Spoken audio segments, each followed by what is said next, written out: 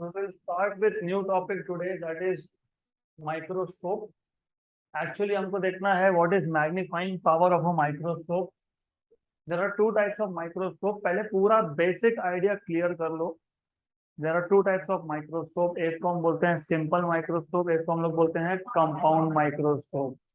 And there is one more optical device which is called as telescope. तो optical device ये word सुनोगे तो in total we are talking about two different instrument. एक instrument है microscope, दूसरा है telescope. Microscope में दो टाइप के माइक्रोस्कोप होते हैं, सिंपल एंड कंपाउंड. और टेलीस्कोप हमको सिलेबस में एक ही टाइप का है, we will see that later. क्योंकि टेलीस्कोप में भी दो टाइप है, एक है रिफ्रैक्टिंग, एक है रिफ्लेक्टिंग. तो we will discuss only refracting type of telescope. अब ये टेलीस्कोप या माइक्रोस्कोप, इसकी जरूरत क्या है? तो to start with why do we need microscope, सबसे पहले वो देखेंगे. And we will start with magnifying power of a simple microscope. तो title of the topic is this, magnifying power of simple microscope. तो सिंपल माइक्रोस्कोप क्या है, compound microscope क्या है, कौन सा कब यूज करना है, we will see exactly one by one. तो पहले बेसिक आइडिया एकदम clear, basic idea should be clear, so you should pay attention here. तो अगर हमको एक ऑब्जेक्ट को क्लियरली देखना है, if you want to see a distant object very clearly, तो रिमेंबर डिस्टेंट ऑब्जेक्ट को क्लियरली देखने के लिए the clarity of object depends on the distance.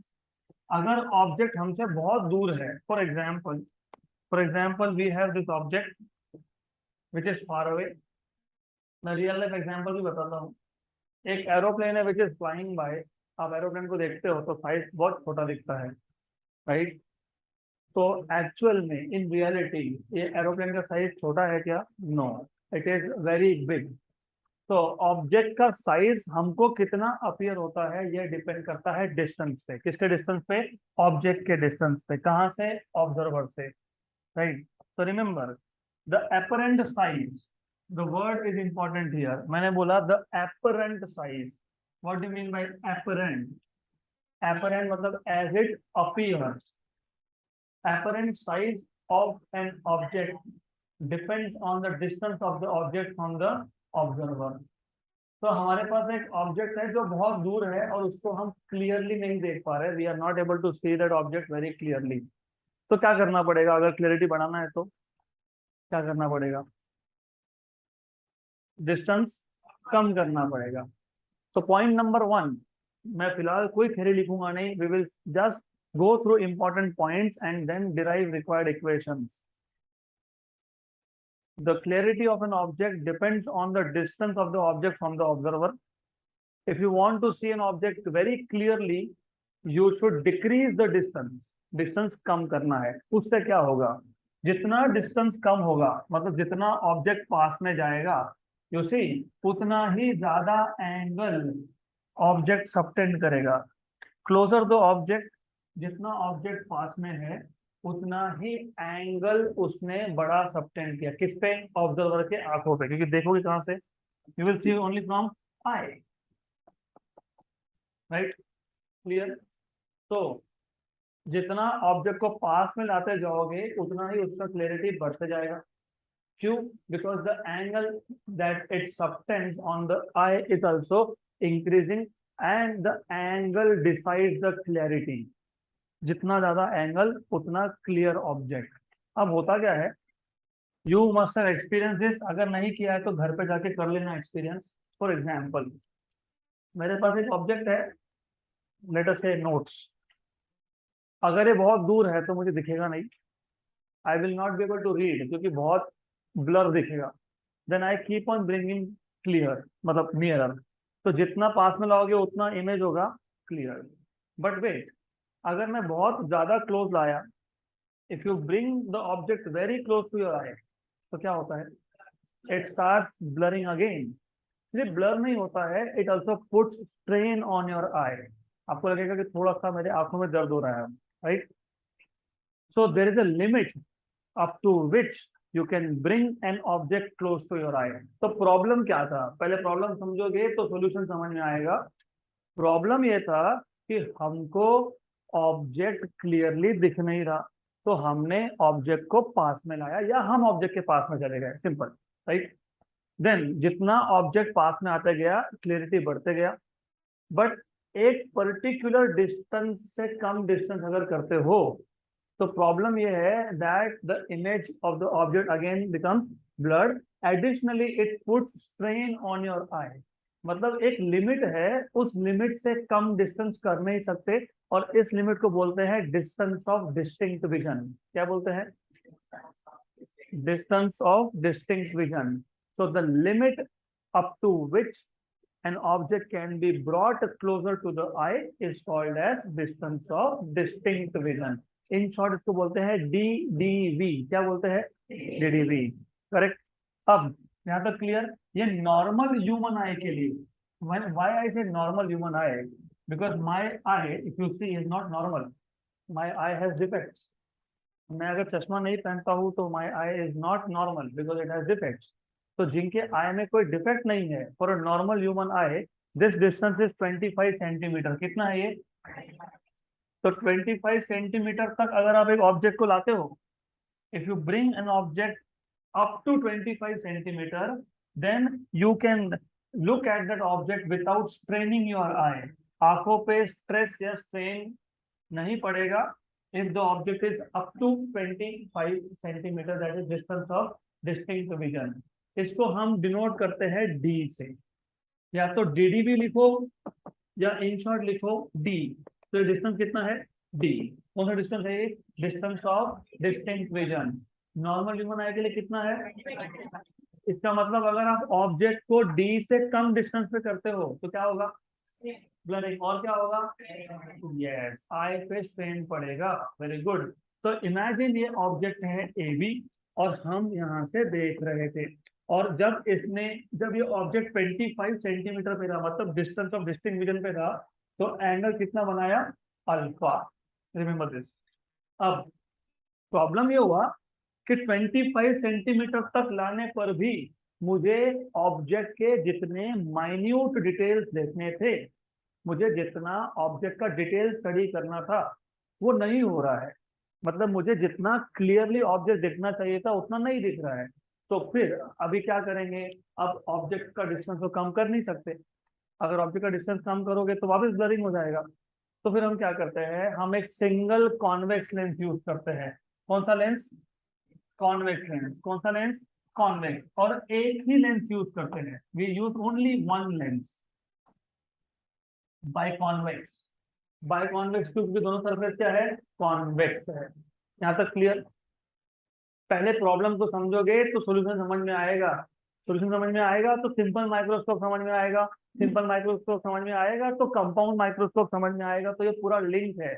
इसलिए अगर गलती से भी ध्यान हटा यहाँ से तो अगला एक भी स्टेप समझेगा नहीं। तो रिमेंबर नंबर वन, प्रॉब्लम क्या था?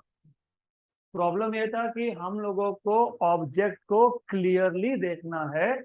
हम ऑब्जेक्ट को पास में लाते गए, 25 सेंटीमीटर तक लाए, अभी भी जितना क्लैरिटी चाहिए था नहीं मिला।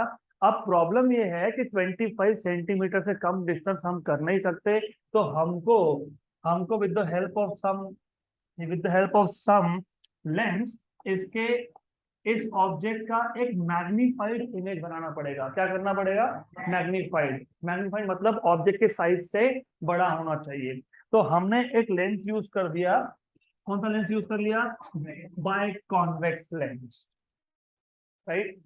आपने भी यूज किया है ना? वो एक सिंगल लेंस होता है जिसको मैग्नीफाइंग ग्लास बोलते हो आप। It is actually magnifying lens, right. Clear? अब होगा क्या? अगर आपको टेबल याद है, I hope you remember that table. Which table?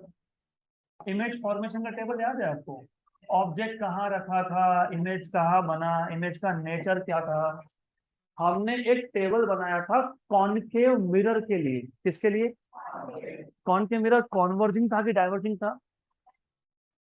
Converging था। कॉनकेव मिरर क्या था? कॉन्वर्जिंग। लेंस कौन सा कॉन्वर्जिंग होता है? कॉन्वेक्स। तो concave mirror is converging mirror, concave lens is converging lens, convex mirror is diverging mirror and concave lens is diverging lens.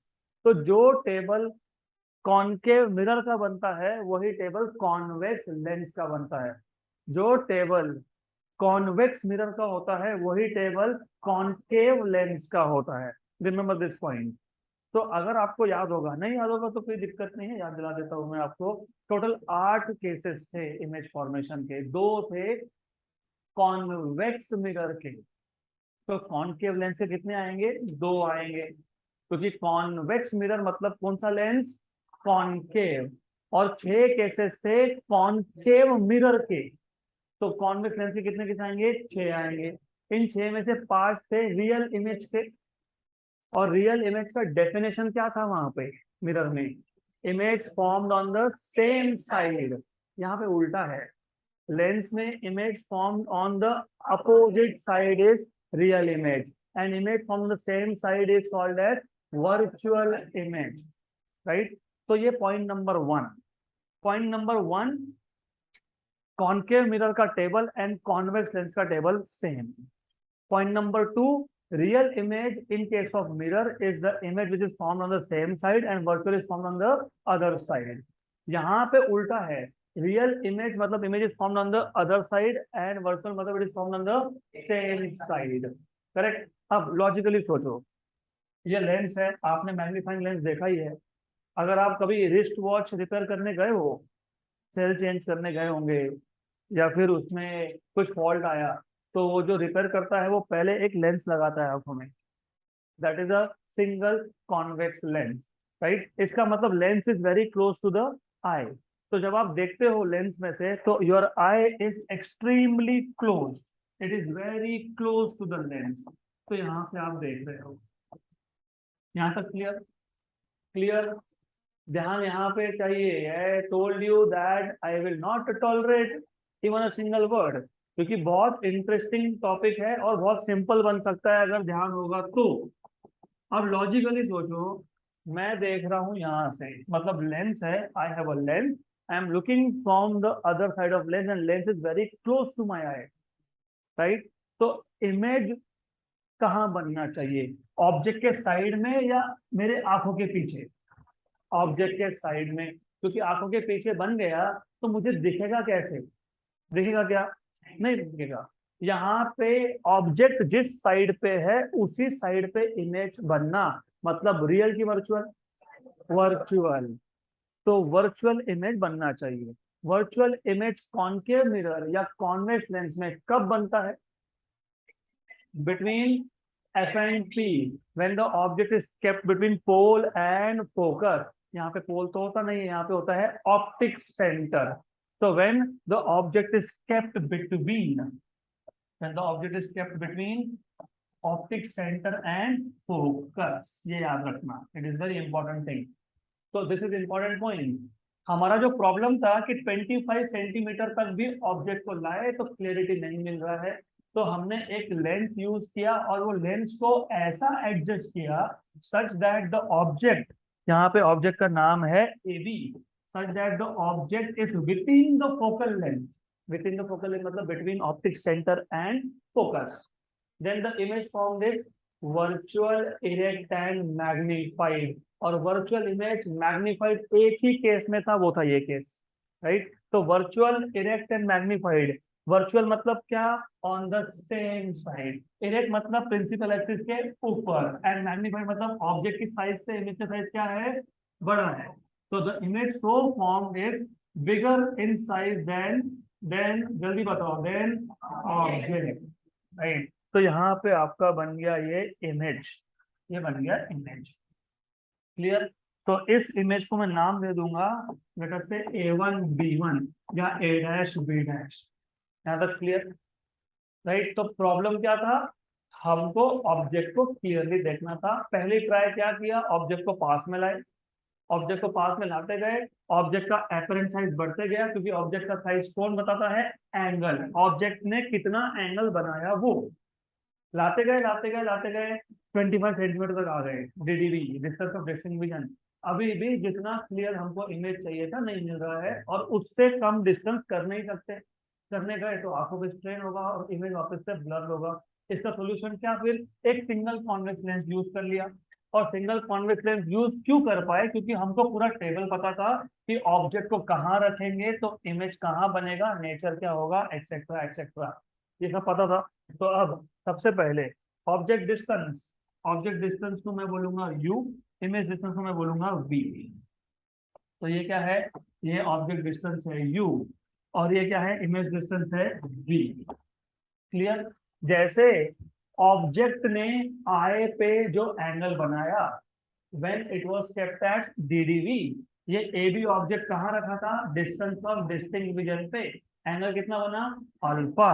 वैसे ही image ने आंखों पे जितना एंगल बनाया वो है बीटा। अभी आप बोलोगे आंखों पे कहाँ बनाया, लेंस पे बनाया, हाँ सही है, लेंस के एग्जैक्ट पीछे कौन था, आए। तो जितना एंगल लेंस पे बना है उतना ही एंगल आए पे बना है। यहाँ तक clear. Title of the topic is magnifying power of a simple microscope. So let us now define what is magnifying power of simple microscope. तो ये सब थ्योरी नोट्स में मैंने दिया है point by point. So we know that the apparent size of the object depends on the distance of the object from the observer.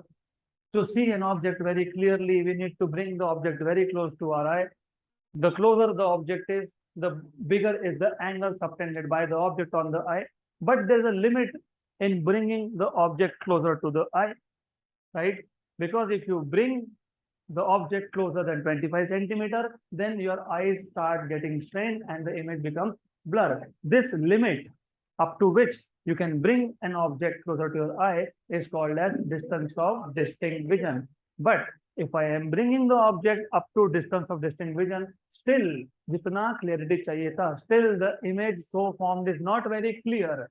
So the problem of this solution is that you use a single biconvex lens such that the object is placed within the focal length, and a single biconvex lens used in such a manner is called as simple microscope. So simple microscope biconvex lens है, but used in such a manner, which manner? Object कहाँ पे रखा होना चाहिए, within focal length, मतलब between optic center and focus. Then this single convex lens is called as simple microscope. अब सीधा आ जाओ definition of magnifying power of a simple microscope. तो magnifying power of simple microscope, इसका definition क्या है, पहले समझ लो। It is the ratio of मतलब एक न्यूमरेटर में एक डिनोमिनेटर में। और हियर वर्ड्स, ये जो मैं बोल रहा हूँ ना, वर्ड टू वर्ड अच्छे से सुन लो। It is the ratio of angle subtended by image. Image कौन था, A1 B1। Angle subtended by image मतलब एंगल किसने बनाया, इमेज में, A1 B1 ने बनाया। कितना बनाया, बेटा, किस पे बनाया, आई पे। लेकिन आई यहाँ पे लेंस के बाद है, मतलब किसकी हेल्प लिया आपने, लेंस की हेल्प लेने को, किसी को यूज करने को फिजिक्स में बोलते हैं एड लेना, एडेड, राइट। एड मतलब using something, taking help of something. तो फिर it is the ratio of angle, किसने एंगल सबटेंड किया था, इमेज ने, angle subtended, angle subtended by image at aided eye। aided eye मतलब basically with the help of lens, और वो angle कितना है, बीटा है, right. To that of, so magnifying power of a simple microscope is the ratio of angle subtended by image at aided eye to that of angle subtended by object। यहाँ पे मैंने image नहीं बोला, मैंने क्या बोला, object. Angle subtended by object किस पे, एट अनएडेड आई।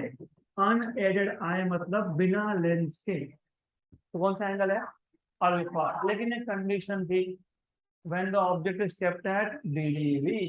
ऑब्जेक्ट कहाँ रखा था? डिस्टेंस ऑफ डिस्टिंक्ट विजन पे. when the object is at distance of distinct vision. when the object is at DDV. यहाँ तक क्लियर? तो इसी को आप in the form of definition लिख सकते हो. Magnifying power of a simple microscope is the ratio of angles obtained by image at aided eye to that of angles obtained by object at unaided eye when the object is kept at DDV. Clear यहाँ तक? तो इसको एक काम करेंगे, इसको हम बोलेंगे मैग्नीफाइंग पावर को शॉर्ट में MP. Angles obtained by image कितना है? Beta. Angles obtained by object alpha. Equation number 1. यहाँ तक क्लियर? अब हमको बीटा और अल्फा फाइंड करना पड़ेगा. तो लुक एट दिस डायग्राम. अब हमको बीटा या अल्फा फाइंड करना है. किसके टर्म्स में फाइंड करना है? जो हमको पैरामीटर पता है या जो मेजर कर सकते हैं. जैसे ऑब्जेक्ट डिस्टेंस या इमेज डिस्टेंस आप मेजर कर सकते हो. ऑब्जेक्ट साइज भी आप मेजर कर सकते हो. ये हाइपोटेन्यूज हमको डायरेक्टली मिल सकता है क्या? नहीं. मतलब हमको अपोजिट साइड और एडजेसेंट साइड यूज करना पड़ेगा. तो ऐसा कौन सा ट्रिग्नोमेट्रिक फंक्शन है? tan. तो you will use tan of beta. तो what is tan beta? Opposite. कौन है opposite? A1 B1 upon adjacent. कौन है एडजेसेंट? B. राइट. अब बोलोगे A1 B1 क्यों लिया? इमेज कौन है? A1 B1 है कि AB है? हाँ, तो डेफिनेशन में क्या लिखा था आपने? Angles obtained by image. But if you see triangle AB, इसको बोलते हैं O, और ट्राइंगल A1 B1 और O, they are similar triangles. You know similar triangles. Yes. तो फिर अगर मैं यहाँ से भी tan बीटा लूंगा तो what is tan beta? Opposite side. कौन है? AB upon U. और यहाँ पे अगर मैं tan अल्फा लेता हूँ तो what is tan alpha? AB upon B. तो अब from diagram what you can get is, of course diagram A. एक काम करते हैं ना, इसको A बोल देते हैं, इसको B बोल देते हैं. तो from diagram A what you get is tan alpha. what is tan alpha? AB upon D. आपको याद है अगर एंगल स्मॉल हो, if angle is small, sin alpha is alpha, cos alpha is 1. What is tan alpha? Sin alpha upon cos alpha. लेकिन इसकी value कितनी है? AB upon D. यहाँ तक clear? if alpha is small, अगर alpha की value small हुई तो साइन अल्फा कितना आएगा? अल्फा. और cos अल्फा कितना आएगा? 1. तो tan alpha will be sin upon cos, मतलब alpha upon 1, which is equal to alpha, and which is equal to AB upon D. Equation number 2. तो AB अपॉन D ये कौन है? अल्फा है. कौन है? अल्फा है. सिमिलरली फ्रॉम डायग्राम B, वो जो डायग्राम था, B डायग्राम जो था, if you remember from B diagram tan beta क्या आया था हमारे पास? क्या आया था? A1 B1 अपॉन V या फिर AB अपॉन U. अब हमको सोचना है कि कौन सा यूज करेंगे. कौन सा यूज करोगे? AB upon U. क्यों? क्योंकि रेशो लोगे ना आप. रेशो लोगे नहीं. यहाँ पे क्या है? Beta upon alpha. बीटा अगर मैं AB लेता हूँ, AB अपॉन U लेता हूँ, अल्फा क्या है? AB upon D. तो AB क्या होगा? कैंसल. इसलिए A1 B1 यूज करेंगे कि AB यूज करेंगे? AB. क्योंकि हमारा टास्क क्या होता है कि फॉर्मूला जितना सिंपल बने उतना अच्छा. जैसे tan अल्फा की वैल्यू क्या आई? Alpha for small angle. वैसे ही अगर बीटा भी स्मॉल हुआ, तो tan बीटा की वैल्यू कितनी आएगी? Beta. tan beta will be equal to beta. Therefore beta क्या आएगा? AB upon U. Equation number 3। ये इक्वेशन नंबर 2 एंड 3, इसको हम इक्वेशन नंबर 1 में कर देंगे सब्स्टिट्यूट, राइट। इक्वेशन नंबर 1 क्या था? मैग्नीफाइंग पावर का इक्वेशन था। क्या था? मैग्नीफाइंग पावर का इक्वेशन। वो कौन था? वो था बीटा अपॉन अल्फा। बीटा कौन आया? A b upon u. Alpha कौन है? A p upon d. तो कौन कैंसल हुआ? ए बी कैंसल हुआ, तो फॉर्मूला क्या बन गया? D by you. D by you, equation number 4। ये पहला फॉर्मूला है मैग्नीफाइंग पावर का। मैंने पहला इसके लिए बोला क्योंकि हम इसी फॉर्मूला के बाकी के फॉर्म्स भी बना सकते हैं। तो अगर कहीं पे भी D upon you, distance of distinct vision upon u अगर आता है, तो ये किसका फॉर्मूला है? कौन से माइक्रोस्कोप का? यहाँ तक क्लियर? पक्का पक्का। और बहुत इंटरेस्टिंग टॉपिक है, आगे समझ में आएगा why it is so interesting. अब ये पहला फॉर्मूला है। ये क्या यूज किया था हमने? क्या था ये क्या था? नहीं नहीं, लेंथ। लेंथ। तो याद है हमने एक लेंथ फॉर्मूला नाम का भी एक इक्वेशन डिराइव किया है। क्या था वो? 1/f equal to u. So but what you know is 1 by f equal to 1 by v minus 1 by u. हमें कौन चाहिए? यहाँ पे कौन है? 1 by u। हमें कौन चाहिए? d by u। हमारे पास कौन है? 1 by u। तो 1 by u को क्या लिखोगे? यहाँ से इसको शिफ्ट करोगे। Shift it here. 1 by u is 1 by v minus 1 by f। अभी मल्टीप्लाई बाय d। लेकिन उससे पहले, डी से मल्टीप्लाई करने से पहले ये याद रखना, ऑब्जेक्ट कहाँ था? लेफ्ट साइड पे था। इमेज कहाँ बना? लेफ्ट साइड पे बना। Focal length of convex lens होता है पॉजिटिव। तो अगर मैं साइन कन्वेंशन यूज करता हूँ, तो using sign convention 1 by minus u, क्योंकि ऑब्जेक्ट कहाँ था? लेफ्ट में था। इमेज कहाँ है? लेफ्ट में है, क्योंकि virtual image on the same side. Lens कौन सा है? कॉन्वेक्स। कॉन्वेक्स का फोकल लेंथ क्या आता है? पॉजिटिव आता है। तो ये फॉर्मूला समझ में आया क्या यहाँ तक? पक्का पक्का? Sure sure? 100%? अगर यहाँ पे बोला कि नहीं समझ में आया, तो वापस एक बार बता देता हूँ। इसके बाद गड़बड़ नहीं चलेगा। अब आप बोलोगे कि u के लिए क्यों सब्स्टिट्यूट किया हमने? मैंने आपको बताया था, साइन कन्वेंशन का रूल है। रूल ये है, जो पैरामीटर फाइंड कर रहे हो उसके लिए कभी कन्वेंशन यूज नहीं करना। हम u फाइंड कर रहे थे क्या? नहीं, हमको कौन फाइंड करना है? मैग्नीफाइंग पावर फाइंड करना है। तो u फाइंड करना है क्या? नहीं। तो हम u के लिए, v के लिए और f के लिए, तीनों के लिए क्या यूज करेंगे? Sign convention for all three of this, right. फिर क्या करेंगे? यहाँ से नेगेटिव साइन कॉमन निकाल लेंगे, तो अंदर क्या बन जाएगा? पॉजिटिव। बराबर। नेगेटिव नेगेटिव कौन? नेगेटिव नेगेटिव कौन? पॉजिटिव। तो 1 by u equal to 1 by v plus 1 by f. हमारे पास मैग्नीफाइंग पावर था डी बाई यू। क्या था? D। हमें कौन मिला? 1 बाई यू। तो फिर क्या करेंगे? Multiply by D. क्या करेंगे? Multiply by D. मैथ्स में एक साइड पे कभी मल्टीप्लाई कर सकते हो क्या?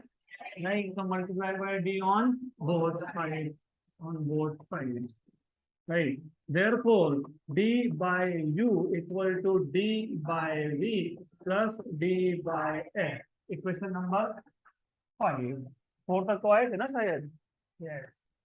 तो इक्वेशन नंबर 4 के अकॉर्डिंग डी बाई यू कौन है? Magnifying power. इक्वेशन नंबर 5 के अकॉर्डिंग डी बाई यू कौन है? D by v plus d by F.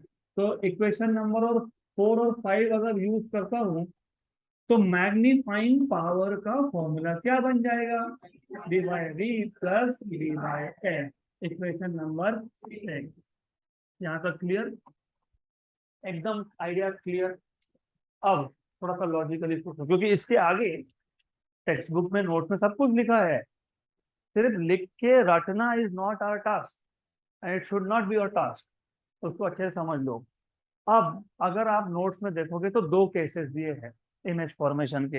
एक में इमेज बन रहा है डीडीबी पे, और एक पे इमेज बनता है इन्फिनिटी पे। और ऐसा लिखा है, image can be formed anywhere between DDB and infinity. Image can be formed anywhere between DDB and infinity. Image can be formed quick.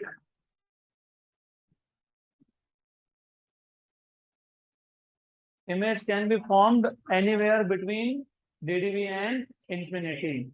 अब लॉजिकली स्पीकिंग ऐसा क्यों बोला है? क्योंकि डीडीबी से कम डिस्टेंस पे अगर ऑब्जेक्ट का ब्लरिंग होगा तो इमेज का नहीं होगा क्या?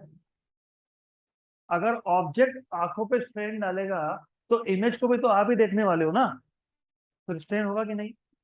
तो डीडीबी से कम डिस्टेंस पे इमेज बनना ही नहीं चाहिए। That is the thing. तो जो लिखा होता है उसको थोड़ा सा लॉजिकली सोचना भी पड़ता है। हमारा प्रॉब्लम ही वो था कि डिस्टेंस ऑफ डिस्टिंक्ट विजन से हम कम डिस्टेंस कर नहीं सकते। अगर कर सकते तो फिर लेंस क्यों यूज करना था आपको, राइट? तो जो इमेज है it can be formed anywhere between DDB and infinity. तो image can be formed, image can be formed anywhere between DDV and infinity। तो हम दो एक्सट्रीम वैल्यू देख लेते हैं। एक बार हम बोलेंगे कि चलो मान लेते हैं इमेज कहाँ बना डीडीवी पे, एक बार बोलेंगे इमेज कहाँ बना इन्फिनिटी पे। तो दो केस बन जाएंगे। Case number 1, if the image is formed at DDV, if the image is formed at DDV। Image DDV पे बनना मतलब इमेज डिस्टेंस कितना होना, इक्वल टू डी होना, है ना? इमेज अगर डीडीवी बना तो image distance equal to d. तो magnifying power, what was formula of magnifying power? D by v plus d by n. Image कहाँ बना डीडीवी पे, तो magnifying power when the image is formed at DDV, इसको denote कैसे करते हो? MP DDV. V की वैल्यू कितनी आई? डी। तो डी अपॉन डी कितना होता है? D upon d 1। तो फॉर्मूला क्या आएगा? 1 plus d by n. So magnifying power of a simple microscope when the image is formed at DDV is 1 plus d by n। ये case 1 correct, यहाँ तक clear? अब केस 2 में image is formed at infinity. Case number 2, image is formed at infinity. अब इससे पहले आपको confusion create हो, मैं आपको पहले ही क्लियर कर देता हूं, क्योंकि वो टेबल जिसको याद है और जो टेबल जिसको समझा है, इमेज इन्फिनिटी पे तब बनता है जब ऑब्जेक्ट फोकल पॉइंट पे हो, और अगर ऑब्जेक्ट फोकल पॉइंट पे हो तो इमेज वर्चुअल बनता ही नहीं है। इमेज बनता है real, inverted and highly magnified. और अगर इमेज रियल है तो इमेज सेम साइड पे बना ही नहीं, इमेज कहाँ बना? Opposite side. तो जब हमने बोला image is formed at infinity, इसमें एक छोटा सा अजम्पशन था। अजम्पशन ये था कि आप ऑब्जेक्ट को फोकस के बहुत पास में लेके गए लेकिन फोकस पे नहीं लेके गए। फॉर एग्जाम्पल फोकल लेंथ अगर 10 सेंटीमीटर है तो आपने 9.99 पे लाके रख दिया, बट आपने 10 सेंटीमीटर नहीं किया, क्योंकि 10 पे किया तो इमेज सीधा जाएगा अपोजिट साइड पे। यहाँ तक क्लियर? तो image can be formed at very large distance and still can be virtual, provided object distance is approximately equal to focal length but is not equal to focal length। It is very near to focal length but it is not equal to focal length, क्योंकि focal length पे अगर रख देते हो focus point पे तो image सीधा opposite side पे जाएगा। तो जब आपने ऑब्जेक्ट को फोकल पॉइंट के बहुत पास में रखा है, इमेज बहुत दूर बना है। बहुत दूर को कितना दूर तो बोल नहीं सकते हम लोग, इसलिए हम क्या बोलते हैं, image is from that infinity. यहाँ तक क्लियर? और ये एक्सप्लेनेशन आपको कहीं नहीं मिलेगा, क्योंकि it comes from basic understanding, वो जो टेबल है वहां से ही समझ में आता है। राइट? करेक्ट। और आप में से कुछ ऑब्जेक्ट ऐसे हो, because all of your object forming see you, it means the rays coming from you, it is the rays coming from you, मतलब you are an object, I am observer. और बहुत सारे ऑब्जेक्ट ऐसे हैं जिनको मैंने बोला था कि फोकल लेंथ से दूर मत जाना, पीछे जाके बैठना नहीं। राइट? तो मैं मेरा फोकल लेंथ डिफाइन कर देता हूँ। यहाँ से चौथा row is focal length, from first to fourth will be focal length from now onwards. तो मैंने जिनको बोला ना आगे बैठना, तो समझ लेना वो कहाँ बैठेगा। हाँ, आगे बैठेगा। Right? I want to see your virtual image. Good. Then jokes apart, it has nothing to do with optics. So anyways, magnifying power when the image is formed at infinity, image infinity पे बनना मतलब v equal to क्या होगा, infinity। Formula क्या था, d by v plus plus d by f। d by v, what is v? Infinity। what is 1 upon infinity? So what is d upon infinity? 0। so what is focal, sorry, what is magnifying power? d by f। therefore magnifying power of a simple microscope is d by f if the image is formed at infinity। यहाँ तक clear? Steps याद रहेंगे? मैं अभी एक एक करके सिर्फ स्टेप्स बताऊंगा, सिर्फ स्टेप्स, क्योंकि हमको अगला टॉपिक इंट्रोड्यूस करना है। सिंपल माइक्रोस्कोप मतलब single by convex lens, but use in a particular way. Problem था, ऑब्जेक्ट को आप डीडीवी से ज्यादा पास में ला नहीं सकते। DDV is the distance, it is the limit, you cannot bring object near than distance of distinct vision. हमने ऑब्जेक्ट को डिस्टेंस ऑफ डिस्टिंक्ट विजन पे लाके रख दिया, लेकिन जितना क्लियरली वो ऑब्जेक्ट दिखना चाहिए था वो दिख नहीं रहा है। मतलब मुझे उसके ऑब्जेक्ट का साइज, एपरेंट साइज बढ़ाना पड़ेगा। एपरेंट साइज बढ़ाना मतलब ऑब्जेक्ट का इमेज बनाना। अब प्रॉब्लम यहाँ से शुरू हुआ। तो this was the limit, this was the limit. Object यहाँ पे रखा है, we have kept object here. ये डिस्टेंस कितना था, डी। ये एंगल कितना बना था, अल्फा। ऑब्जेक्ट का नाम क्या था, ए बी। टेन अल्फा यहाँ से क्या आया था, ए बी अपॉन डी। और अगर एंगल स्मॉल है तो टेन अल्फा इज अल्फा, तो अल्फा क्या आ गया, ए बी बाई डी। इसको हमने बोला था इक्वेशन नंबर 2, क्योंकि इक्वेशन नंबर 1 था मैग्नीफाइंग पावर का फॉर्मूला। अब ये प्रॉब्लम को सॉल्व करने के लिए, प्रॉब्लम को सॉल्व करना मतलब हमको ये जो ऑब्जेक्ट है इसका इमेज का साइज और भी बढ़ाना है। अगर हमको इसके इमेज का साइज बढ़ाना है तो हमको ये ऑब्जेक्ट को एक लेंस से देखना पड़ेगा, such that the object is placed within the focal length। क्योंकि when it is placed within the focal length, the image so obtained is virtual, मतलब on the same side, it is erect and it is magnified। तो ये बन गया image A1 B1, और ये जो distance है ये बन गया इमेज डिस्टेंस V। ये जो डिस्टेंस है बन गया ऑब्जेक्ट डिस्टेंस U। ये है V और ये यहाँ पे ये है U। क्लियर? ये सेटिंग समझ में आएगी तो अगले माइक्रोस्कोप की सेटिंग समझ में आएगी।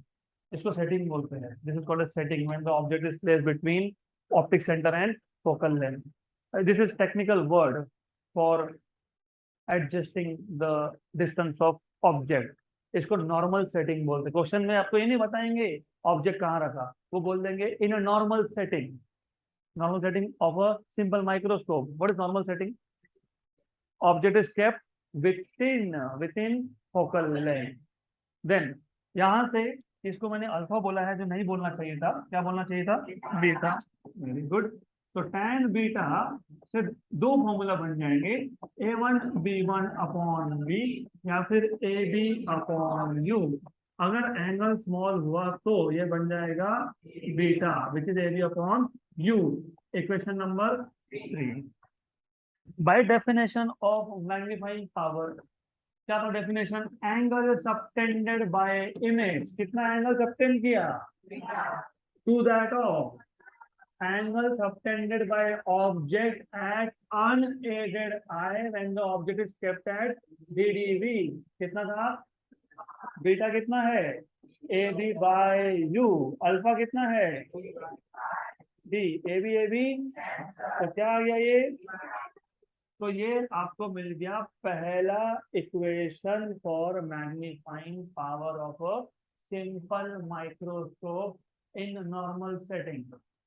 Right, clear. अब हमको पता है कि ये लेंस है, और लेंस है तो लेंस फॉर्मूला तो अप्लाई होगा फिर 1/f equal to 1/v minus 1/u। तो 1/u is equal to 1/v minus 1/f। अगर आप साइन कन्वेंशन यूज करते हो, ऑब्जेक्ट कहाँ था? लेफ्ट में, तो नेगेटिव नेगेटिव ना। इमेज कौन सा बना? वर्चुअल, मतलब on the same side of object, left में, मतलब -v, और ये -1/f। फोकल लेंथ पॉजिटिव क्यों? क्योंकि लेंस कौन सा है? कॉन्वेक्स। देन अगर मैं नेगेटिव साइन कॉमन निकाल लेता हूँ, तो 1/v plus 1/f, minus minus क्या हो गया? कैंसल। तो 1/u equal to 1/v plus 1/f multiply by d on both side. लेकिन डी बाई यू कौन है? Magnifying power. कौन था ये? Magnifying power. तो इक्वेशन नंबर 4 और इक्वेशन नंबर 5 से हमको मैग्नीफाइंग पावर क्या मिला? d by v plus d by f। ये क्या आ गया? Equation number 6। यहाँ तक क्लियर? अब image can be formed anywhere between DDV and infinity. The reason is कि आप अगर DDV से कम डिस्टेंस पे इमेज को एक्सपेक्ट करते हो, तो वही दिक्कत है जो ऑब्जेक्ट के साथ था। ऑब्जेक्ट अगर 25 सेंटीमीटर से कम पे नहीं रख सकते तो इमेज कैसे रखोगे? नहीं रख सकते ना। रखोगे तो वापस वही होगा, ब्लरिंग। तो ब्लर तो करना नहीं था इमेज को। तो case number 1, when the object is kept, sorry, image is formed eight DDV। तो अगर इमेज DDV पे बना है तो v की वैल्यू कितनी आ गई? d। What is d by d? 1, right. तो magnifying power of DDV will be 1 plus d by f। अगर इमेज इंफिनिटी पे बनता है, राइट, तो d अपॉन v मतलब d upon infinity plus d upon f। What is this? तो क्या आ गया? d by f। यहां तक clear?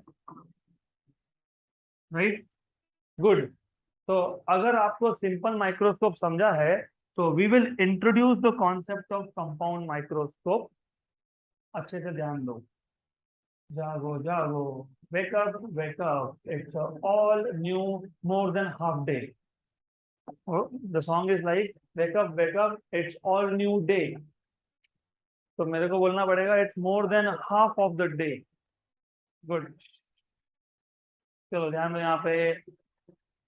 All of you need to pay attention here. When I say all, मतलब all. अब look, ये जो दो इक्वेशन है मैग्नीफाइंग पावर के, they are giving you some information. What information? Think. हमने लेंस क्यों यूज किया था? मैग्नीफाई करने के लिए, मतलब डिस्टेंस ऑफ डिस्टिंक्ट विजन तक ऑब्जेक्ट को लाने के बाद जितना क्लियरिटी चाहिए था उतना नहीं मिला, इसलिए क्या यूज किया? Single lens.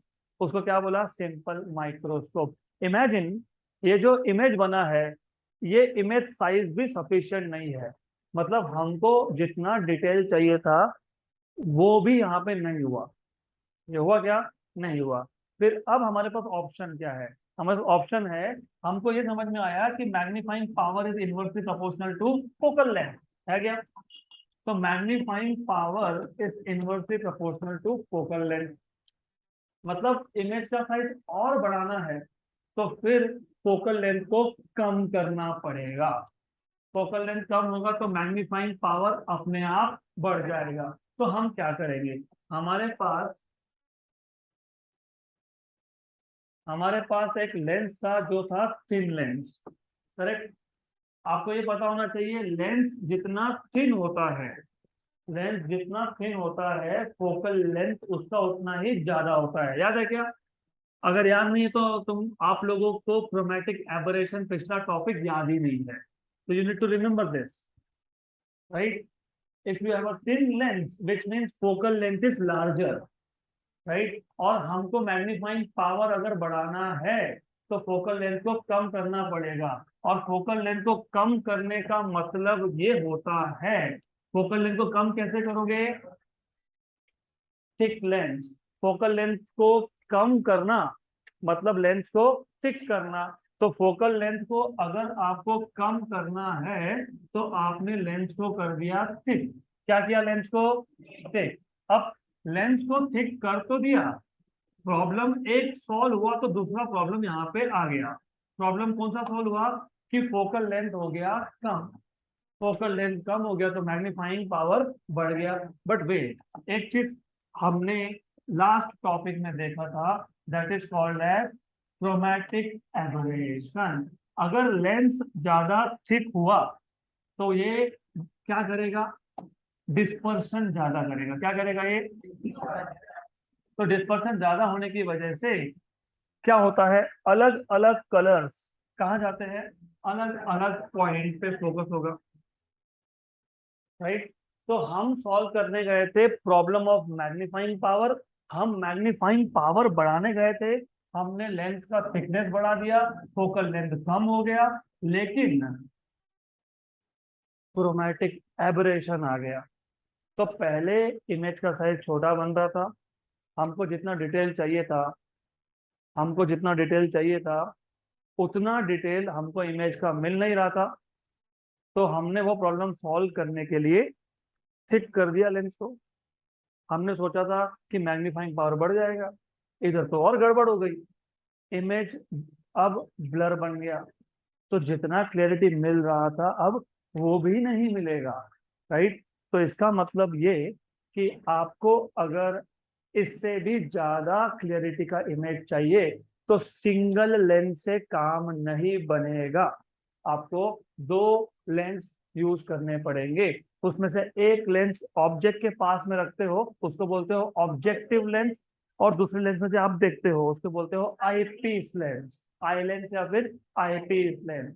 तो ऐसा जो माइक्रोस्कोप है जिसमें दो लेंस यूज करोगे उसको आप बोलते हो कंपाउंड माइक्रोस्कोप। यहाँ तक क्लियर? पक्का क्लियर? तो compound microscope, because we don't have time to discuss, we will do it in the next session.